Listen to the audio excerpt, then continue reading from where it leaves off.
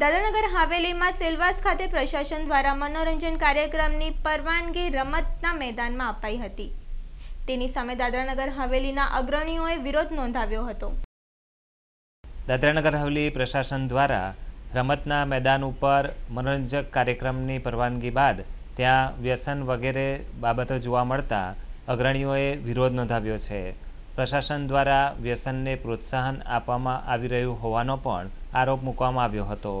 આ કાર્યક્રમ દરમિયાન આરોગ્ય વિભાગનો સ્ટાફ પણ જોવા મળ્યો હતો।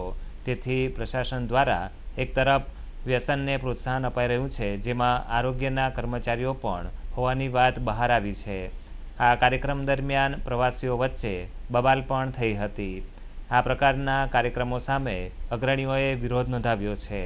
મનોરંજનના કાર્યક્રમના નામે વ્યસનને પ્રોત્સાહન આપવામાં આવતું હોવાનો આક્ષેપ કરવામાં આવ્યો હતો।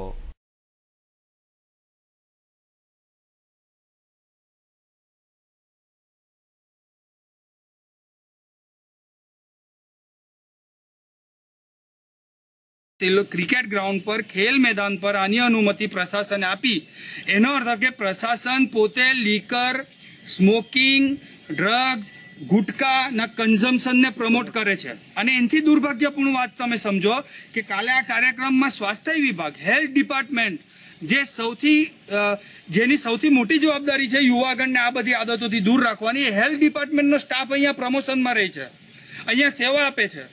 आनथी मोटું दुर्भाग्य શું આ એક મોટો અપરાધ છે અને અમે નક્કી કર્યું છે કે અમને કોઈ રાજકારણ નેતાગણ કે રાજકીય પાર્ટી કોઈ સપોર્ટ કરે કે નહીં કરે, પણ અમે આની લડાઈ લડશું। હવે કોઈ કે આપણાને કંઈક દાદરાનગર હવેલીની ઇકોનોમી વધારવી હોય તો બહુ બીજા બધા રસ્તા છે।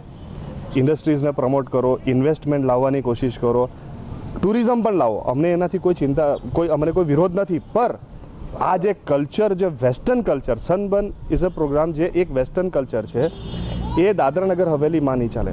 અને ખાસ કરીને અમારા સ્ટેડિયમ ગ્રાઉન્ડ પર અમારી પાસે ફક્ત એક જ સ્ટેડિયમ ગ્રાઉન્ડ છે, એ પણ કમસે કમ 3-4 મહિનાથી અહીંયા એન્ક્રોચમેન્ટ છે, એના ઉપર કોન્ક્રીટ બનાવી દીધું, એન્ક્રોચમેન્ટ 3-4 મહિનાથી અહીંયા એન્ક્રોચમેન્ટ। છોકરા લોકો અહીંયા કોઈ રમત રમે નહીં, છોકરા રમત નહીં રમે એટલે સાંજ થાય ને દારૂ પીવા બેસે, સિગરેટ પીવા બેસે, ડ્રગ્સ લેવા થઈ ગયા, એટલે છોકરા લોકો આવડે રસ્તે જતા રહ્યા। અમે એડમિનિસ્ટ્રેટર સાહેબ પાસે અમે મળેલાને કીધેલું કે સર હવે અબ આપકે હાથ જોડતે આપ બસ કરો સર। તો સરે અમને એમ આશ્વાસન આપેલું કે ઠીક છે, આ લાસ્ટ છે, હવેથી હવે બીજી વાર નહીં થશે। અને બીજા જ 15 દિવસના અંદર અહીંયા સનબર્ન કાર્યક્રમ આવી ગયો અને પાછું રમત બંધ થઈ ગઈ। રમત બંધ થઈ એટલે છોકરા લોકો બીજા રસ્તે જાય। કાલે જે કાર્યક્રમ થયું એમાં તમે જો રસ્તાઓ પર બધા વિડીયોઝ પણ તમને મળશે, તમને ફોટા મળશે, એવા બધા વેસ્ટર્ન કપડાં, નાના કપડાં પહેરીને છોકરા છોકરીઓ સિગરેટ પીને, દારૂ પીને રસ્તા પર નાચે છે, ડિસ્કો કરે છે રસ્તાઓ પર, સ્ટ્રીટ પર, કે જ્યાં સભ્ય સમાજ જ્યારે ત્યાં એ જોઈ તો એ કે અરે એ આ મારા દાદરાનગર હવેલીનું છે। કેટલા બધા કોમેન્ટ્સ તમે ફેસબુક પર જુઓ, કેટલા બધા કોમેન્ટ્સ છે લોકોએ લખ્યા છે કે ભાઈ આ દાદરાનગર હવેલીમાં આ બધું ક્યાંથી આવી ગયું એમ।